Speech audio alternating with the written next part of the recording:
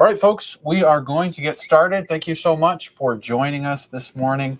As we here at the offices of the Phyllis Schlafly Center just kind of, we have a lot to talk about today. You know, just yesterday, a really big new thing was announced. The Biden administration has been working on forming a Disinformation Governance Board under the Department of Homeland Security with the stated goal of trying to identify and combat misinformation. Specifically, I think they're focusing on that which is related to Ukraine and illegal immigration, from what I've read. But all this is just coming down within the past 24 hours, so there's still a lot to unpack here with this story. You know, though, like we have to admit, though, we like to bring you all the important things, and there's actually a more important breaking story today. The estate of George Orwell has actually sued the Biden administration for copyright infringement. So that, I think, is probably what we'll cover today. But yeah, that is exactly right. And that's what so many people who are advocates of free speech are bringing up with all of this, is that we are having with this, even you couch it in nice sounding language, you know, like Ministry of Truth.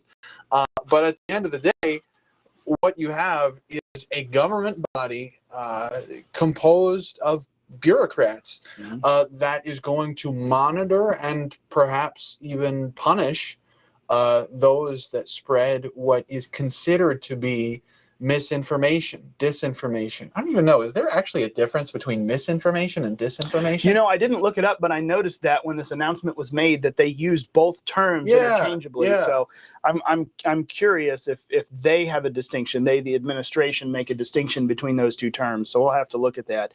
To your point, though, this is not just run by bureaucrats, but this is going to be run by bureaucrats, and we already know who some of them are. The executive director has been announced for this board, or rather announced herself on Twitter, I suppose, Nina Jankowicz.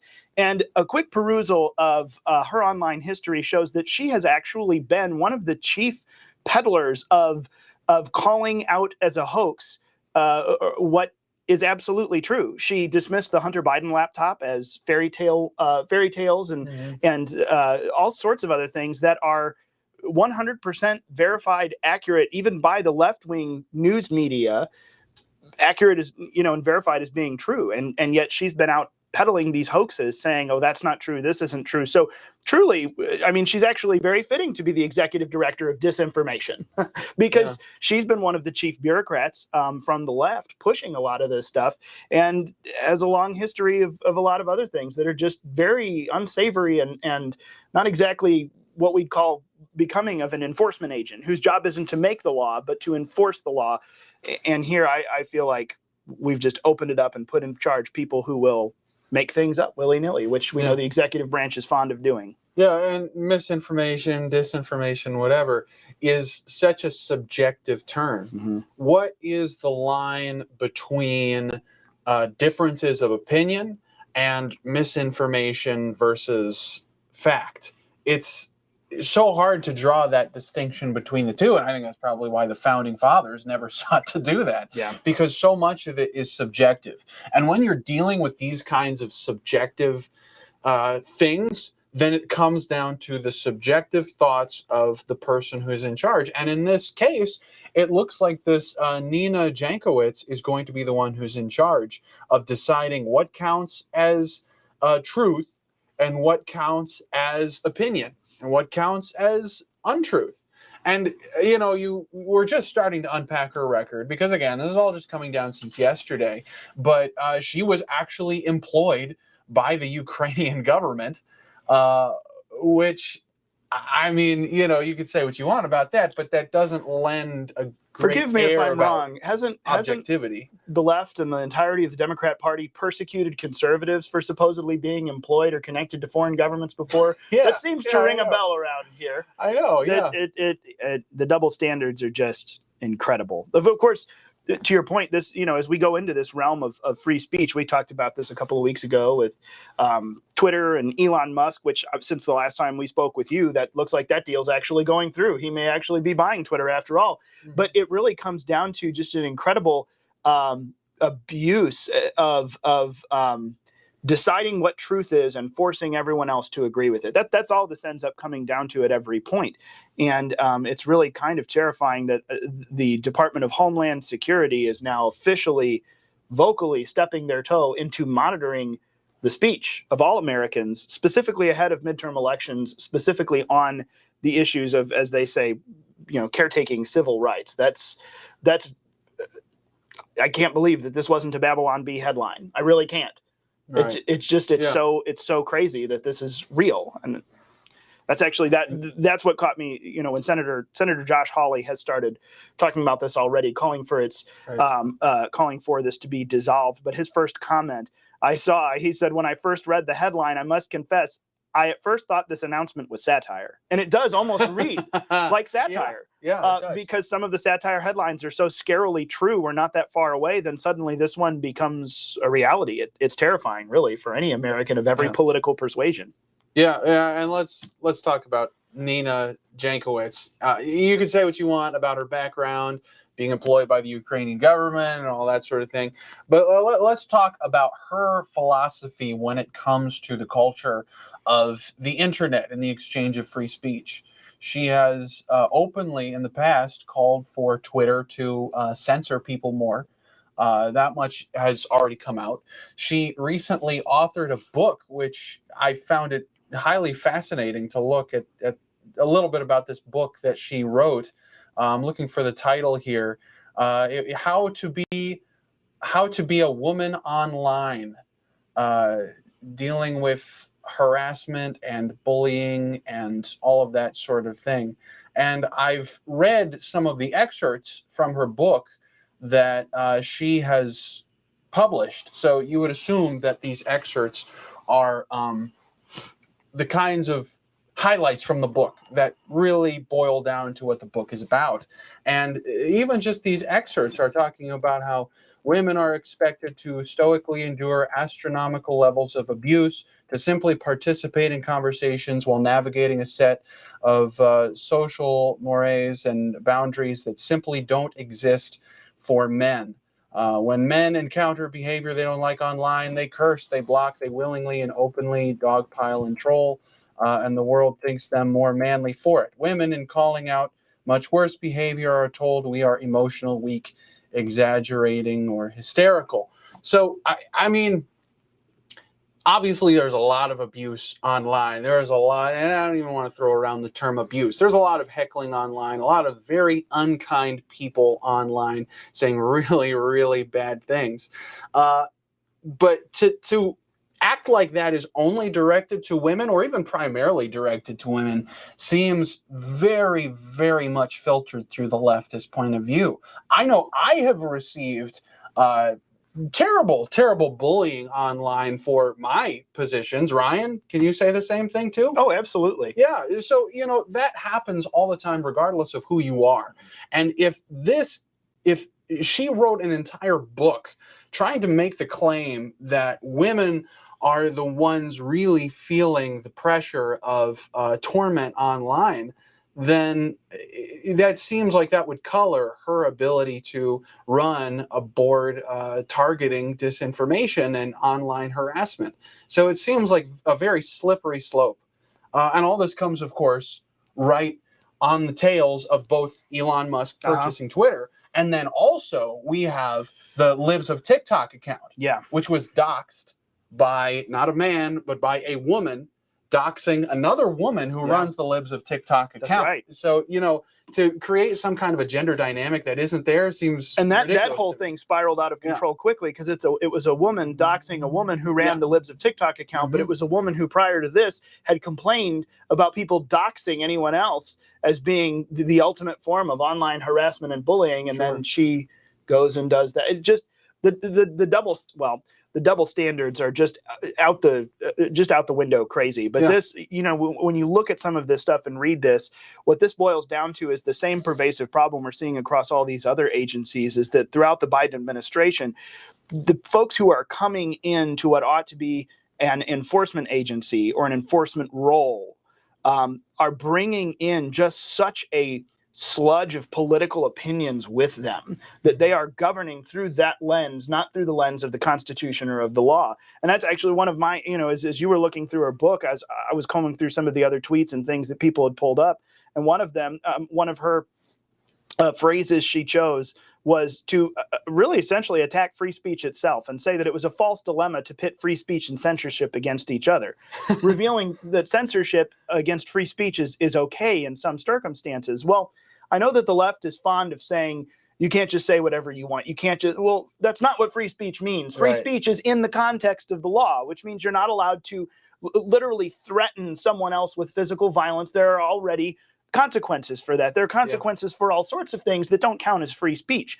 We're speaking about inside that context already. So the true false dilemma is that they're assuming and trying to convince you that free speech means we're in favor, anyone who's in favor of free speech, we're in favor of just anyone saying anything all the time, which isn't true. We're talking about free speech, the definition of it being inside the context of the law. So for her to frame free speech and censorship as being a false choice between one, or that these are falsely pitted against each other, there's a very, very bad bias coming in automatically with her into the agency that oversees now supposedly free speech, this agency of disinformation. And it's interesting that you should phrase it that way, because Elon Musk, I think yesterday, put out a tweet in which he said that when he says free speech, of course, he's a big free speech advocate, and he clarified that in a statement saying that when he says free speech, he means that he is going to allow, and I'm paraphrasing here, but he's going to allow what is within the current existing bounds of the law. That the law has established certain criteria for what's free speech and what is not, and that he on Twitter will allow what the law presently allows. And he says, in addition to that, that if the people of the United States decide that they want to change the laws on that, then he will change Twitter's rules in order to move with the direction that we, the people, as a nation, choose to have in our laws through the governmental process. And then here comes this Biden administration trying to create laws, almost like it's in response to the tweet, saying that they're going to create laws to basically codify the censorship that Twitter had before Elon Musk started trying to purchase it. Yeah, absolutely. No, that was, I saw that as well. And I was appreciative of that because, of course, I mean, one of Elon Musk's comments was the extreme reaction from those who fear free speech says it all, which is true. It's I mean, this is what we're seeing is the ultimate government response to free speech is the effort to limit it. But that's what he said. And I thought that's a good point that especially conservatives need to start making more, is that don't let them pigeonhole you into, don't let them redefine free speech out from under you. Because this is something the left is very fond of. And we talk about this often, is that this word play, the word game that they'll do, we're going to take this, we're going to twist that, we're going to create this. And suddenly you don't even know the ground that you're fighting them on, because they've changed the very definitions of things, sometimes slowly, sometimes quickly. But that's what he clarified by free speech. I simply mean that which matches the law. I am against censorship that goes far beyond the law. And that's exactly fighting back against what this new executive director of the Disinformation Board is saying, that, oh, well, censorship is fine inside of free speech. Well, don't try to tell us that we're not saying that there's not laws against some things that you can't say. Obviously, we're talking about free speech in the context of the law. So it's a good reminder of that part of not just this fight, but all of them, that the left's word games are truly one of the most dangerous things they do, because they change up the very ground upon which you can argue back to their point. Because it's not about the point. They lose on the merits and the facts of everything every time. So they must go and win the argument somewhere else. Yeah. I don't want to leave here just complaining about all the world's problems without talking a little bit about solutions.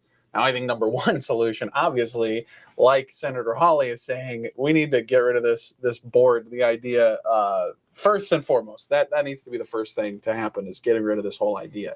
But you can't ignore the fact that there is a lot of vitriol online.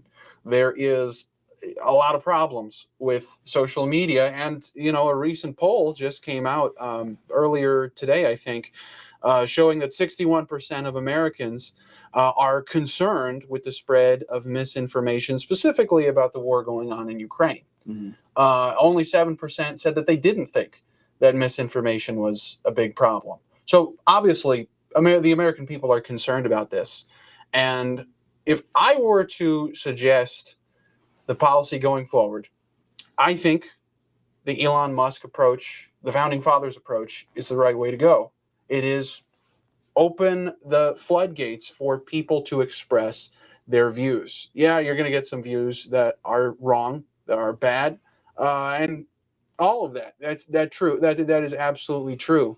But by allowing all voices, I believe that in the end, truth will rise to the top if you give it a chance. And that, I think, is what's majorly missing right now on social media platforms and in our culture as a whole. Yeah. We need to get back to the idea that the truth can win out in the end if we give it a chance. Ryan, what are your thoughts? What do you think we can do? No, I absolutely agree. I mean, as conservatives, we're not just straight up libertarians that say no holds barred. Yeah. But as conservatives, especially when it comes to information and free speech, which is the first right mentioned in the First Amendment to the Constitution and our Bill of Rights, this is an important thing to not decide to control what someone else does and doesn't believe and the spread of information. This is chief among the concerns of our founding fathers, apparently. And I'm a big fan of saying, our entire system, the republic that we live in, is based on a very healthy dose of personal responsibility.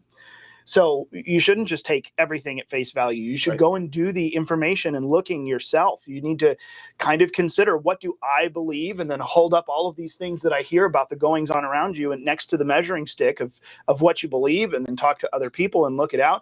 So it's really kind of a lazy proposition. And that's what scares me that this stuff goes through, is because I think largely society's become lazy. It's very easy. Just give it to me. Just tell me what I need to know. Well, you have to think about this, though, which means you need to hear all of the sides. You need to kind of hear the crazy stuff, too, and say, okay, not this. This seems reasonable. Let's look at these things more. I'll bring this in.